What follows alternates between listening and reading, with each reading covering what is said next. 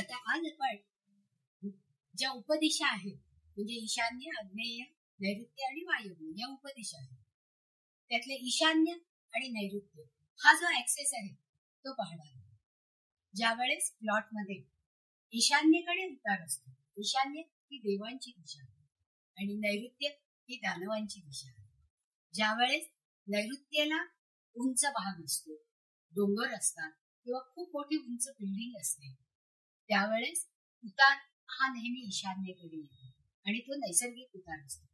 हा नैसर्गिक उतार यश आणि कीर्ती देणार आहे, म्हणूनच याला यशविधी असं म्हणतात. यामुळे येणाऱ्या संपत्तीमधून जास्तीत जास्त संपत्ती ही चांगल्या मार्गाने येते आणि ती टिकते आणि देवांच्या दिशेकडे येणारी म्हणजे आपल्याला सद्बुद्धीने ही वापरता येणारी अशी ही समृद्धी असते. त्याच्यामुळे ही सगळ्यात जास्त चांगली आहे.